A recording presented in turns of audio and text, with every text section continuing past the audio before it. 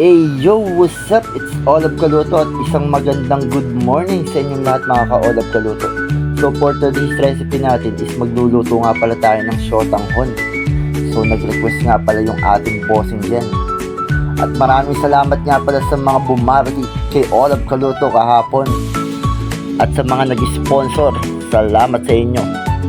So yun na nga mga classmates, at hinanda lang natin tong ating shotanghon at binabad ko lang muna sa tubig yung ating gagamitin natin na sangkap para sa pagluluto natin ng shotanghon.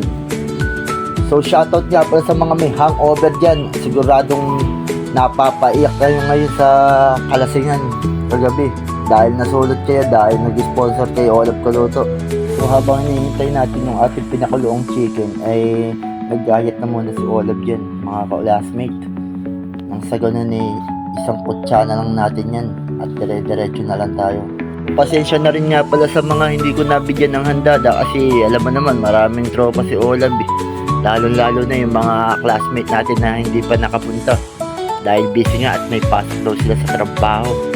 So yan na nga mga classmate, at hinimay lang natin yung ating chicken at naglagay na ako ng cooling oil nang sa ganun makapag-gisa na tayo. So syempre hindi mawawala yung ating sibuyas at bawang dyan. So yan ang aking inuna mga classmates, nang sa ganun mapalabas natin yung aroma. So mamaya mga classmates, pakikita ko sa inyo lahat yung ating mga recipe. So kahapon napalaban si Olab ng pagluluto. Sa dami ba naman po tayo pinaluto sa atin ni Mader dahil di nga maharap at may ginagawa si Mader. So yan na nga mga classmates, at sinangkutsa na muna natin yung chicken nang sa ganun kumapit yung lasa. So kung napapansin nyo madalas na naman yung kandidatuhan ngayon dahil panahon ng eleksyon. So ang dami na naman pala nangangampanya dito sa amin. So nakasalubong ko nga pala lahat yung mga tatakbong congressman at tatakbong konsehal ng bayan. Nga pala sa mga tumatakbo ngayon, sana magtagumpay kayo, at lalo na doon sa mga hindi papala rin, bawi-bawi na lang next time. So yan na nga mga classmates, at tinimplahan na nga pala natin yung ating shotanghon nang sa ganun dire-diretso na natin at malagyan na natin ng sabaw. So yung ginawa nga pala natin dyan mga classmates, yung pinagpakuluan natin ng manok ilalagay na lang din natin yung sabaw. Kumbaga dadagdagan na lang natin kung sakasakaling kukulangin. Kasi yung shotanghon natin dyan sumisip-sip talaga ng tubig yan Kumbaga parang umaalsa. So yun na nga mga classmate, at sinangkutsa ko ng lahat ng gulay nang sa ganun lumambot na, at nag-add na lang din ako ng 2 Knorr cubes. At mamaya lalagyan na lang natin ng atsuwete nang sa ganun may kulay na yung ating shotanghon. So yun na mga classmate, yung ating pinagkuluan mga classmate, at ilagay na nga natin.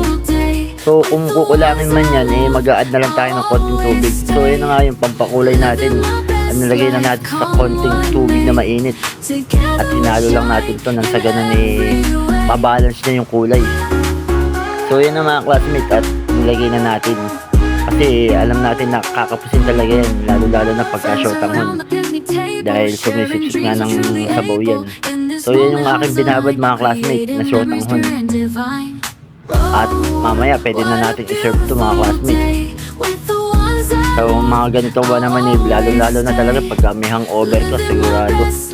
So eto na ang ating recipe for today mga classmate, ang ating shotanghon. So ano pa mga classmate, almusal na almusal to. So thank you for watching mga ka-Olab Kaluto. Maraming salamat. Thanks for watching and subscribe. Bye bye.